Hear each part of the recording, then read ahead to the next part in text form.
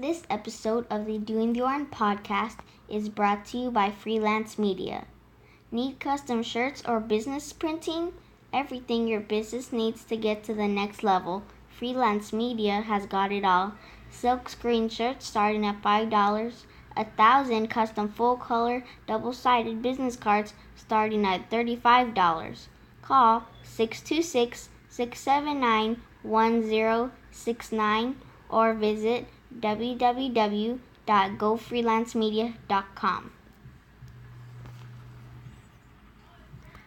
Hi everyone, thanks for tuning in to this Doing the Yarn podcast.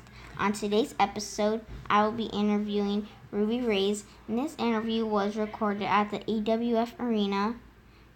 This takes place before the 21st anniversary show in Covina, California. So let's get into the podcast.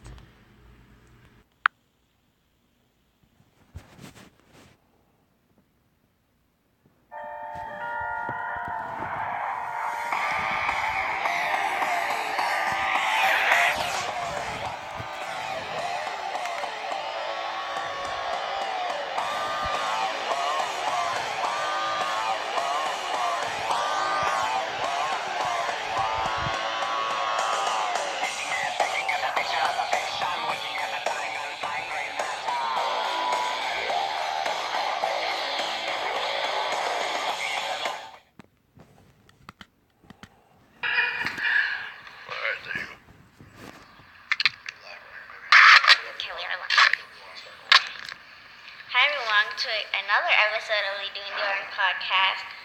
I'm your host Hannah, and today we have a very special guest, the equal opportunity butt kicker, Ruby Raze. Hi. Hi, how are you doing today? I'm good. I'm tired, but I'm good. I'm ready to get to know you a little bit and do this podcast and then, go wrestle with Kong. Let's get started. Were you a fan of wrestling growing up? Yes, I've been a fan of wrestling since I was probably younger than you. How old are you? 10. Yeah, since I was younger than you. I used to watch it when I was in first grade, second grade. I used to watch some WWE, but I used to watch a lot of this promotion called Glow, which had nothing but women wrestlers. So I grew up watching that, and I grew up watching WWE, and my brother is also he wasn't a professional wrestler, he was like a collegiate wrestler, and my dad was a wrestler and a boxer, so kind of like wrestling's always been around. Well, who are some wrestlers who are some of your favorite female wrestlers who are some of your favorite female wrestlers? Some of my favorite female wrestlers currently are probably women that are out here on the independent scene. I really, really like Saraya Knight. I really, really like Lufisto.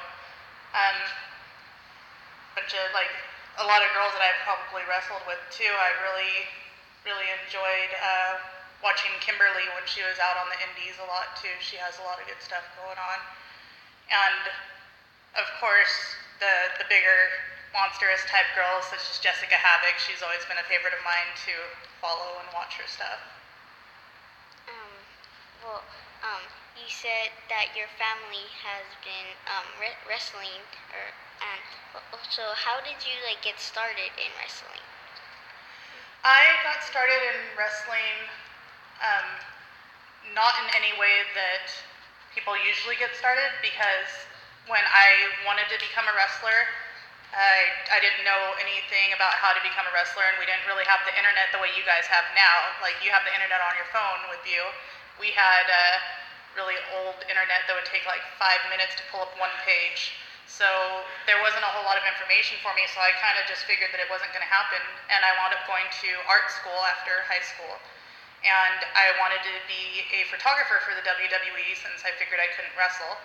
And that dream got shattered because at the time they weren't hiring female photographers. They just wanted a certain type of photographer, and I didn't fit the bill.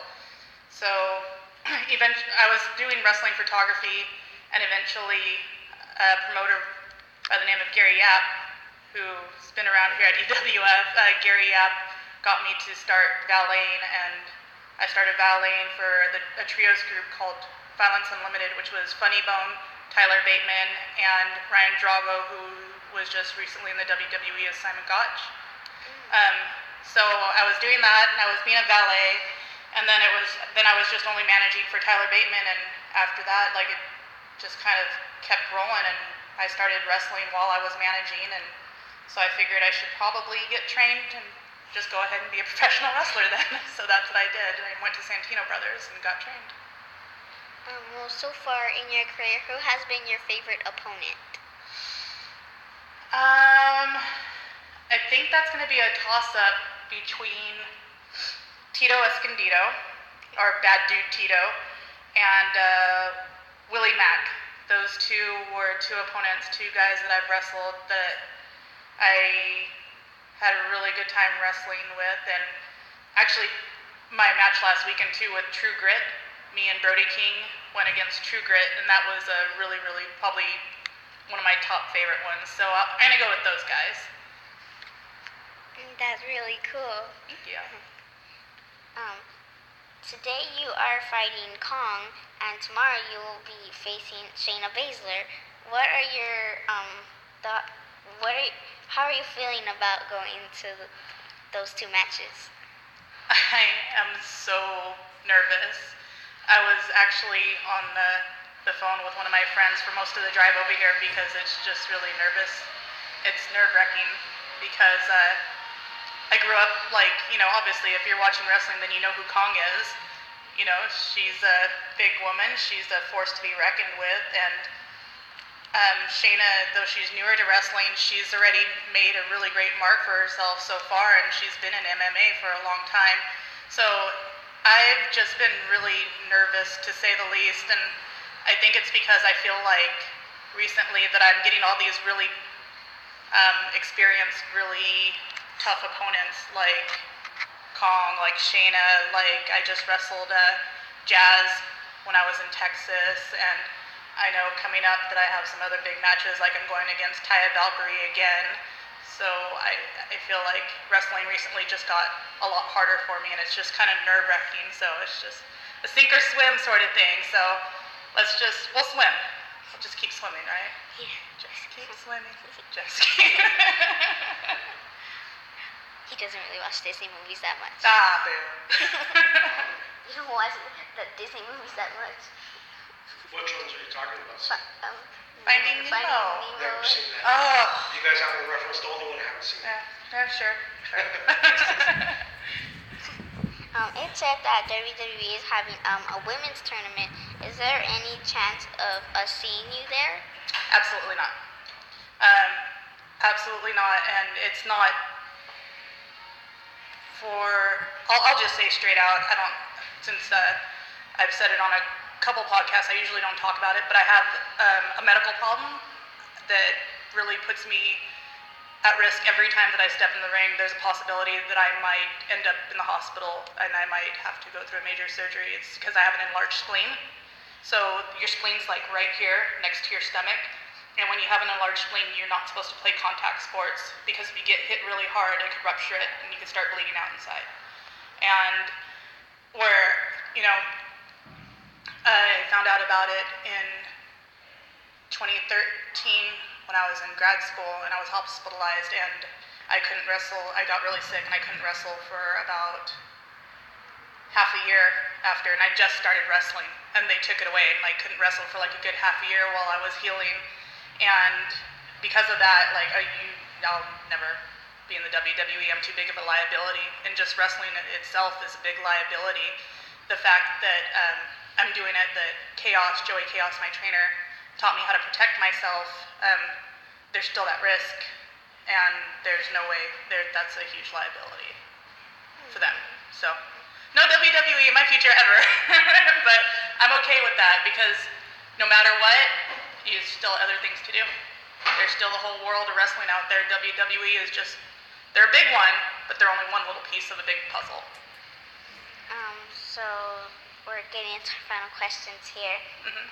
Is it harder for women being in the wrestling business compared to guys, male.